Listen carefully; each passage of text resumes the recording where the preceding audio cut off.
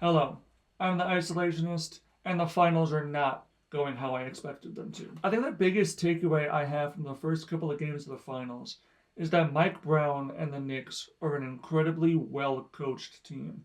They have figured out ways to poke at the Spurs lineup. Repeatedly, it seems like they're utilizing every single weakness that each player on the Spurs has and like using it to their full advantage. Um, I mean, Castle has been like really bad this series.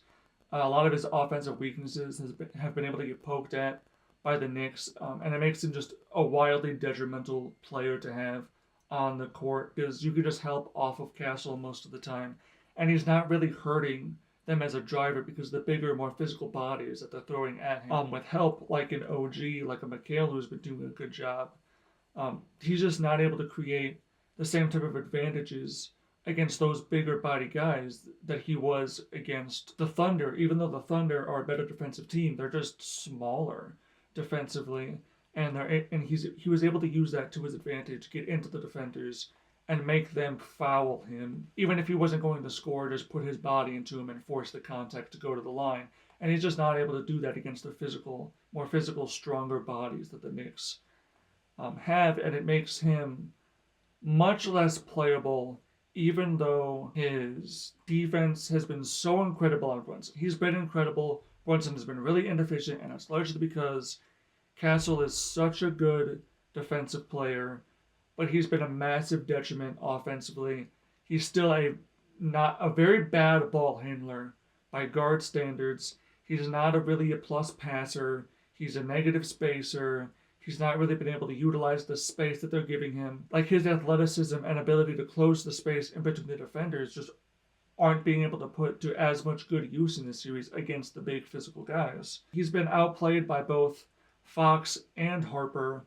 Harper's been very good as a scorer, as an on-ball defender. He's a little bit better of a playmaker. He's a little bit better of a spacer. Not a great spacer by any means, but I think I feel better about him like spotting up than I do Castle. So I think Harper and Fox have been much better as players this series than Castle, and I kind of hope going forward they focus more on Harper and Fox lineups as the two guards rather than having Castle in there. In general, Castle's kind of been a negative just because he's been so bad offensively, and that's really hindered what the Spurs want to do because their on ball defense and how physical they are and being able to use their physicality offensively and defensively has been a massive boost for them getting to the line, shutting off all the ball handlers, all the scorers, the tough shot makers. All of that has largely been hindered because Castle is a fantastic defender. But if he's going to cause as much problems for the Spurs offense as he does the Knicks offense, maybe even more, it's just not worth it having him out there as much as they have. Fox, he wasn't very good in the first game either. He was also a problem, but in the second game, he was able to get downhill. He was able to be a shot maker. He was able to force problems for the defense and leverage that to create space for himself and others. He was able to create angles for him to finish, for him to shoot his little short mid-range, his little floater area game that he's been really good at the past few years. And that's been valuable, and that was valuable last game.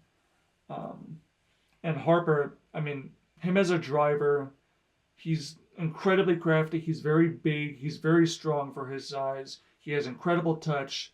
He's just a better offensive player than Castle is. Basically, at everything that isn't like drawing fouls at this point, Castle's a better flopper. Other than that, Harper's just better than him offensively, not as good defensively, but he's still a massive plus. I think he's just a better player right now. So those two people are just able to create advantages for an offense in a way that Castle isn't.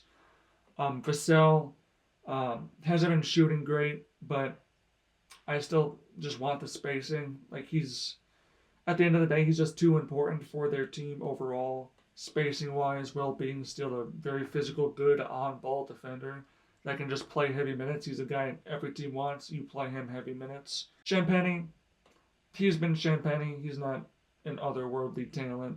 He's solid. He'll give you some good minutes. He'll give you some spacing and consistency. Um, he could be picked on defensively sometimes. Honestly, him being at the 4 does limit them a lot in the physicality and rebounding department. They've been getting outboarded because there's just so much size on the Knicks. And the Thunder just weren't able to consistently take advantage of that because Chet weighs 15 pounds at 7'1". So they're just not able to create leverage and really crash the glass outside of iHeart. I mean, maybe if J-Dub was healthy, that disparity wouldn't have been there as much, and he could use his girth and tonnage to be able to get inside and force some more rebounding problems. But I mean, with Mitch, with Josh Hart, with Towns, OG, there's just so much size, effort, strength that they're just going to get rebounded basically every single game. And with that size, if they're able to force the Spurs into shooting jumpers, like limit their ability to really be able to get inside and create efficient offense, you don't trust the Spurs spacing enough for that to be all that concerning. I just don't see how the Knicks lose this series going forward, especially because there's been massive weaknesses to Wemby offensively that have been exploited in this series. I think his size has largely been turned into a weakness for the Spurs offensively. He just has such a high center of gravity that he's not able to create any push offensively. And whenever he has the ball, if he spins, there's a defender there to get hands on the ball, knock it away, and disrupt the play. He's not going to go into anything with rhythm. He's not going to go in any move with any kind of rhythm. Unless it's stepping backwards, going further away from the basket, he's going to be at risk of turning the ball over because everyone on the Knicks has very active hands, and he has the ball up so high compared to everybody else because he's just so damn tall, and he's not strong. He doesn't have the strength, the low center of gravity to be able to create offense in a way that's not like step back jumpers or spot up jumpers or pull ups. Like, he's not going to create downhill penetration. He's not going to create much in the post because he's not going to be able to back anybody down. No one's moving. He can put his full shoulder into someone. No one's moving an inch. Except Brunson, but that's because he's drawing an offensive foul, and it will be an offensive foul. So, Wemby's just going to be at a disadvantage offensively, and it's going to be kind of a test on how good his shot making actually is. That was his big offensive gift coming into the league. Everyone was, he's so big, he's so good defensively, and he can shoot. But his shooting overall has been inconsistent, like game to game, and even like a minute to minute. He can go on a stretch, but then he can go cold, and that creates problems for the entire offense if he can't be a major offensive threat to score the ball. He has a lot of value off ball as he has a lot of rim gravity. He's going to displace a lot of defenders on a lot of teams, but even then against the Knicks, with how strong and physical they are, they just have to help less than other teams do. But yeah, the off-ball activity by the Knicks defenders has been fantastic. That physicality been fantastic. And yeah, I just don't think Wemby's ever going to really be a main on-ball engine kind of guy. He's going to have to be an off-ball, secondary offensive piece. Unless he becomes an otherworldly shooter, or he can get a go-to move. I guess I understand that's hyper simplified. If he doesn't have like a hook shot, the sky hook, or whatever, if he doesn't have a very consistent fadeaway shot, if he can't just get a little face-up, jab step, pull up, have that be a consistent offensive option in late game or when the offense gets bogged down. If it's going to be reliant on him creating space or him trying to create the offense, I don't think that's going to work out very well. Obviously in this series or just going forward in his career, he's not going to be able to put on the kind of mass he's going to need to be the kind of post player that can be relied on, possession in, possession out. And he's going to be too tall, not strong enough, not going to be able to get low down enough to be able to like consistently drive and create as a ball handler. I mean, a guy like Giannis, I mean that it's a massive outlier how good he is at that at his size, and he's like 6 inches shorter than Wemby is, and like 20 pounds heavier. I just don't see an avenue for Wemby to be that level of downhill threat on ball. So he's always going to be reliant on a ball handler to create, at least in some aspects, create the opportunities for him to score at the rim, to get other players that opportunity. He's going to have to be the off-ball threat. Plus, he's just not good at operating within a crowd. He's someone that can also struggle with physicality. He can struggle with a bunch of hands all at once. He's not very calm, cool, and collected in that situation. He can get flustered very quickly. He's very raw offensively, something like that I do expect to get better, just settle down. He cares really much. He gets very frustrated. He gets very sped up by defenders. When he's not sped up and when he's comfortable, he just has the ball and he can just go up. He's really good in that situation. He's just very easy to speed up right now. And the Knicks are just doing that possession in and possession out. And there's like stretches where Wemby's locked in and then he gets flustered again and then he's lost for a while offensively. And he can just never get it back. And that even affects his defense. I mean, he's very jump happy. He's been playing out from the rim a lot in this series. They tried doing it less in game 2, but even then, that dribble penetration, the 5-out spacing, causing him to jump to either the corner or the wing.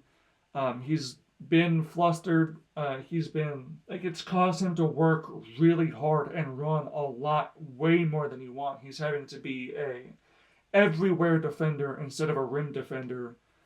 And that limits a lot of his defensive value. I mean, he's still a great defender, obviously, but he's not a otherworldly one-of-one. No one can do the things he can do defensively against the Knicks with the way they're making him work and cover so much space off ball. So I just think there's too many advantages for the Knicks overall going forward. That's going to cause so many problems for the Spurs. I don't think the Spurs are going to be an efficient offense, at least with any kind of consistency. Any team can get hot from 3 for a game or two. Maybe they go crazy, and then late game situations they can pull it out. And both offenses can be kind of bogged down going forward. Because the Knicks have shot so well from 3, or at least well in comparison to the Spurs, or the role players have. Brunson has obviously shot very poorly, which you expect to get better. And in the first game, they did not shoot well from 3. As a team, they kind of got hot. They didn't really even get hot. I mean, I think they were like 5 of like 20, or like not 20, like 17 in the second half. So, I mean, neither team has shot the ball particularly well, but I guess I just expect the Spurs to have better shooting nights because they've been very particularly bad shooting. And the Knicks, it's mostly just Brunson that I've looked at and expect to shoot better going forward. Whereas with the Spurs, it is multiple players. So yeah, I just think Wemby's like a top 15 to 20, maybe top 10 to 15 offensive player, not a top 10 kind of offensive player. And he's obviously the best defender in the league, but if he's not going to be in a different tier than everybody else defender, then him being the best player on a team can cause some problems right now. I do think he's the best player in the league. Still, I just think every single player has some type of weaknesses. There's no LeBron, there's no MJ, there's no weaknessless player. So I still think he's the best because he is the best defensive player in the NBA. And he is a very good offensive player. I just don't think he can be a true number 1 on a high-level playoff offense. And that is what you're going to need against the Knicks. So yeah, what I want for the Spurs going forward is I think they should prioritize their downhill driving and pick and roll offense to try to put Cat in as much trouble as possible. Honestly, don't even worry about who's guarding on ball. I think you have enough on ball drivers to, if given a little bit of space by a good screen, that they're going to be able to create some dribble penetration and put Cat in a little bit of conflict, see how he deals with that, because that's something he's a lot worse at than guarding one-on-one, which they've repeatedly tried to force Cat to do. Is let's make him guard Wemby, which that's fine. Guard Wemby on ball, I don't care.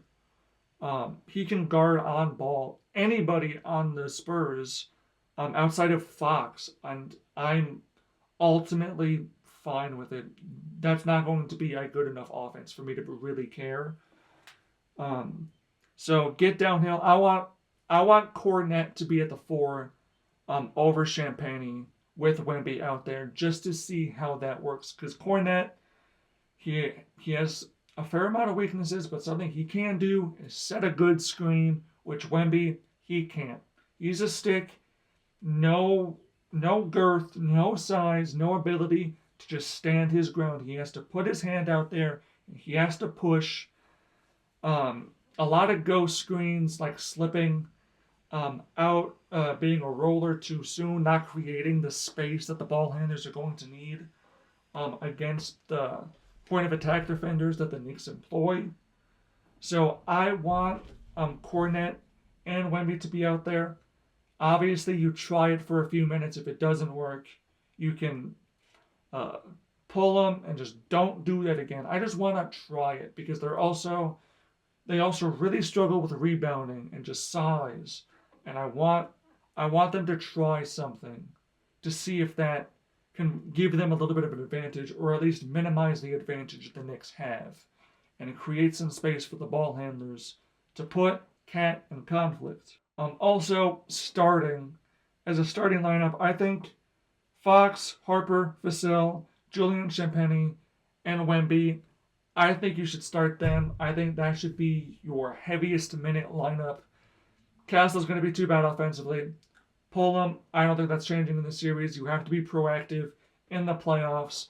The best playoff head coaches, they're very proactive with these things. They make lineup decisions and they make scheme decisions that a lot of people don't quite see coming or don't expect, or a lesser playoff coach wouldn't have the balls to actually do. Like Doc Rivers, he would not make that adjustment. And I think Mitch, he should make that adjustment. I hope he does. I think that will create a better series. Ultimately, I think the Knicks win anyways. They're up 2. They got 2 on the road there. Numbers would bear out that the Knicks are probably going to win this. I just think you want better ball handling. You want better spacing. You want multiple people that can create an advantage for the offense. And Fox and Harper are 2 guys that can create an advantage for an offense in a way that Castle can't. So that's what I want going forward. Now for the Knicks, which is mostly going to be positive outside of Brunson, Towns has been the best player in the series. He's been one of, if not like the most impactful offensive player in the entire playoffs, which is just crazy to say. The amount of versatility and the ability of him to be able to pick his spots offensively has been incredible. Like right now, with Joel Embiid being just kind of dead physically, same with Anthony Davis, they're just not able to be the offensive players they used to be. I think Cat's probably the second best offensive center outside of Jokic, unless I'm just blanking on someone obvious. I just think he's too good, he's too smart, he's too versatile. I know smart isn't something that can always be said about Cat even offensively. In the past, he's the best shooting center in NBA history, at least from 3. His patience It seems like every single time he knows when to make the move, when to do the thing. He knows when to drive. He knows when he has the angle. He knows when to make the pass, when to shoot the ball. Like you think of Cat as this crazy spacer, someone who can shoot the ball better than anybody can at his size. And in the first game, he shot it twice, missed both, and it just didn't matter because he was so smart as a playmaker and as a driver because he is one of the best driving centers in NBA history. He's just so versatile, so talented. He can create conflicts for a defense. He creates so much space for the other players offensively. He's someone that every single defender has to play up tight, or you're going to be able to give him the opportunity to space, which he obviously is incredible at. And when you don't and you play him so uptight, that creates driving lanes, that creates the opportunity for him to get in the post against smaller defenders, which he can also take advantage of very consistently. And if you overhelp, he is a fantastic playmaker, one of the best playmakers that a center has ever been. He's just one of the most versatile offensive players at the center position in NBA history. Like outside of a Jokic or an Embiid, there's just not a lot of guys that are more versatile offensively than a Cat is. And he is maybe a top 10 offensive player in the NBA with just how versatile it is, how useful he is, how much of a challenge he is for defenses to account for when he's as locked in as he is right now. And when you have a head coach in Mike Brown who's able to utilize all of Cat's skill sets to the level that he has been. And like Mike Brown, he has been the best coach in the playoffs. He's been fantastic. I mean, the Knicks have been the most dominant team since 17 Warriors in the playoffs. It's been insane. Like OG, McHale, and Shamet shooting and on-ball defense has been fantastic. I mean, there was a long stretch where McHale literally couldn't miss for the Knicks. He missed his first shot, then he made his next 7 or 8. He did go on a cold stretch where he was kind of forcing it a little bit. But OG, he gets that jab step and then he can just go up. He's great in the corner. He's a good spacer. He has really good size and he can use his strength to just kind of box out Wemby and then go up with the shot rather than try to create the space and then go up with it, because that's just too easy for Wemby and his length to be able to block off the backboard a lot. You have to create a lot of space and be super big like a Cat is, who he's able to create the angle and then go up with a layup and create enough space for Wemby not to be able to block it. Whereas OG, he is a little bit smaller. He's not quite as good of a driver as Cat is, but he can get in that paint in the restricted area, just kind of stop, put a shoulder or put his butt into Wemby a little bit, and then just go up, create enough space. He was able to dunk on Wemby a little bit. He's been fantastic. Shamet, his ability to just catch the ball and shoot it faster than anybody in league history is fantastic. It's in his hands and then it's in the air in a split second before any defender can react and put a hand up or contest it. And that also just creates a lot of havoc for a defense to be able to really contend with. It's tough to run around like that because he's super active off ball. He can sprint, catch the ball, and go up all within a second's notice. And that's just super valuable. That's the best type of spacing a team can have. And when he's been as good of an on-ball defender as he has been in the playoffs, that's just an incredibly valuable role player for a team to have. McBride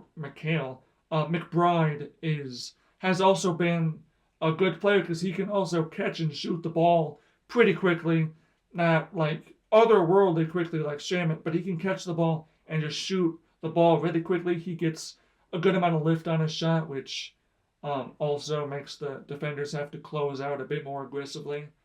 And yet he's a super confident shooter too.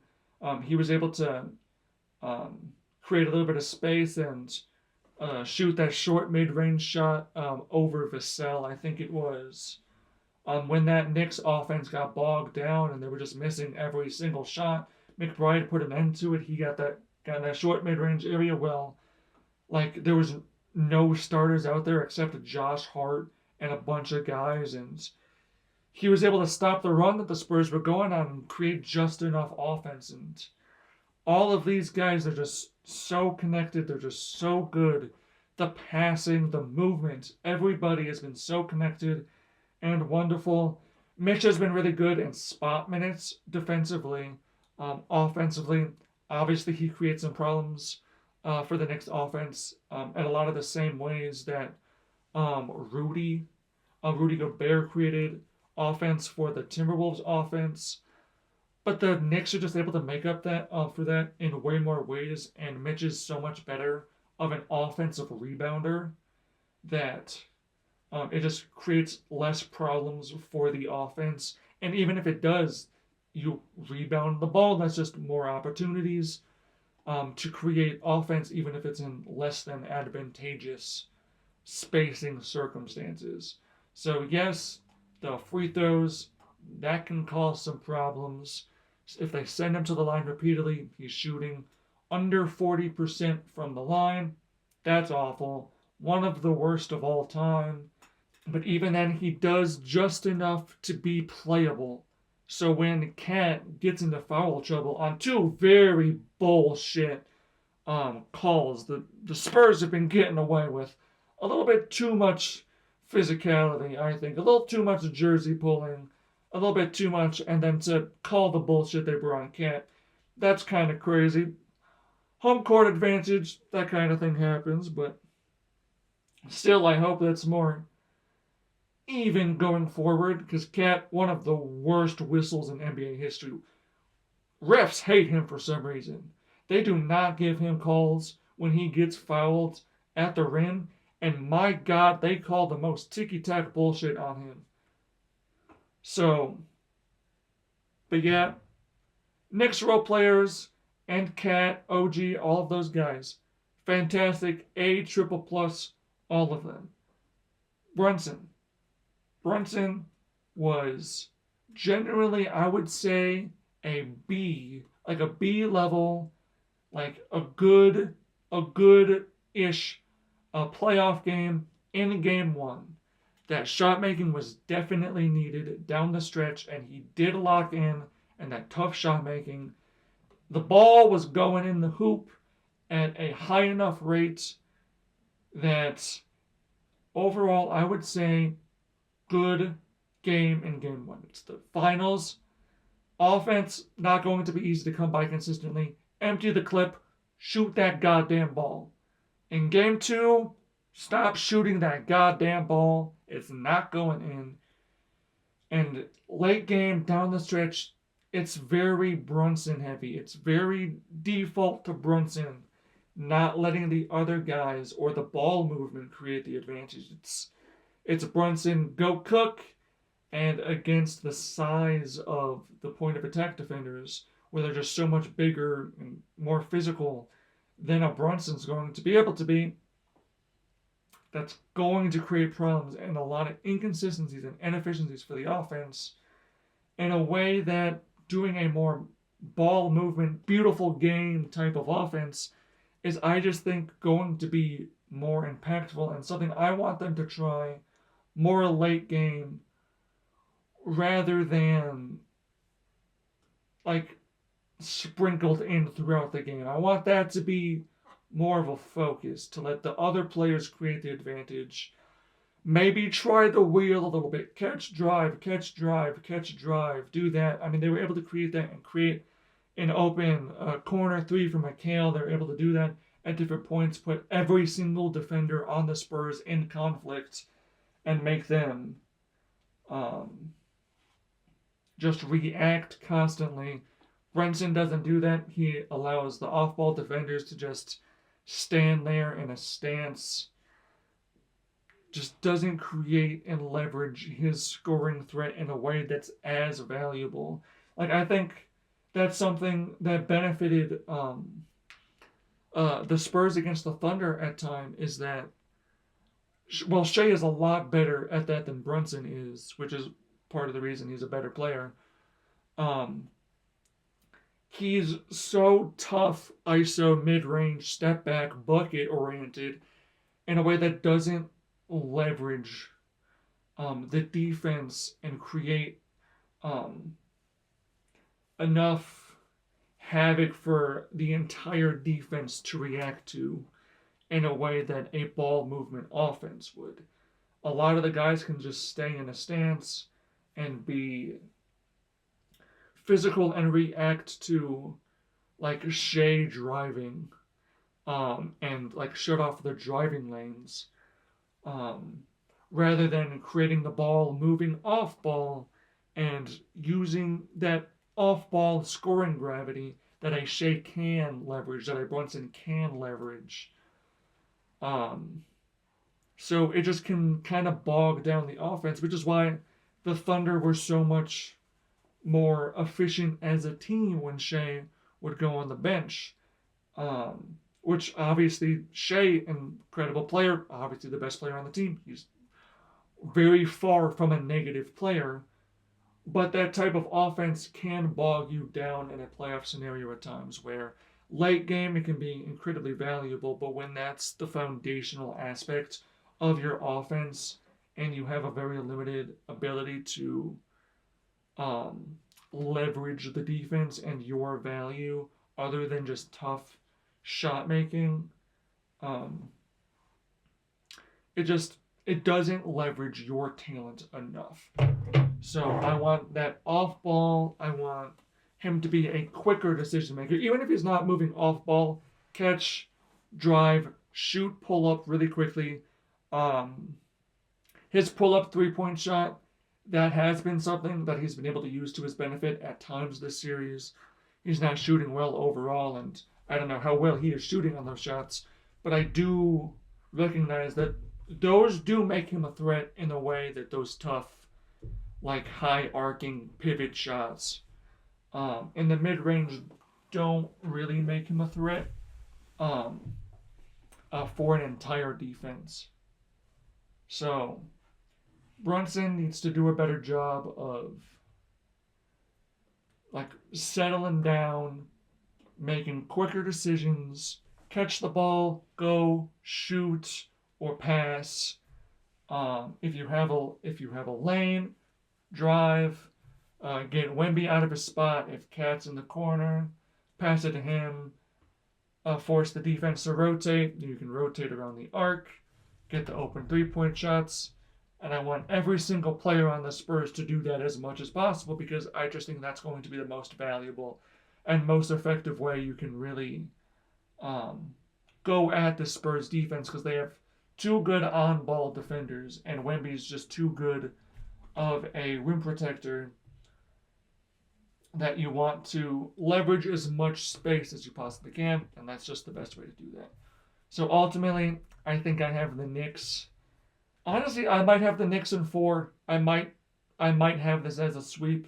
If it's not in 4, I expect the Knicks to win in 6. Obviously, the Knicks have proven they can win on the road, so maybe it's Knicks in 5. I think the Spurs are ultimately talented enough to win the series. They definitely have to win this game if they're going to win this series. Ultimately, I will pick the Spurs to win this game and then lose the next one. And then lose in Game 6 and making the Knicks the champions. So yeah, the Spurs are talented enough. They can get hot a little bit. They can definitely play better. They've played better against a better defense in the Thunder. But Knicks in 6. Cat Finals MVP, which I have to say has been one of the best. No, it's been the best storyline of the playoffs. Cat has been one of my guys for a really long time. One of the first teams that I really started to enjoy the players on the team, largely because before I really started watching basketball, I was playing basketball games. I played like NBA Mobile or whatever the hell, or just NBA Live because it was free or really cheap on the Xbox Game Store. And the Timberwolves were just one of my favorite teams. I loved Cat. I loved Andrew Wiggins was like my first favorite player in the NBA before. Like I really locked in and I like became a big Bucks fan. I'm a Wisconsin guy, so of course I'm gonna be a Bucks fan. And that's when like I started to really break on the scene. Um, but yeah, I've always been a massive Cat believer, and I always thought that he's been kind of dealt a bad hand at times. Well, obviously he's had a lot of um, deficiencies as a player that's been very tough to make him a consistently highly impactful player, especially in the playoffs. With him being a foul happy kind of guy, with him not being a consistently good defensive player like he's been in this playoffs. So that's been an absolute joy to watch. Cat Finals MVP. If they can give it to a coach, Mike Brown might be Finals MVP #2 right now. So yeah, if Brunson starts playing better at home, then yeah, this might go ahead and be a sweep.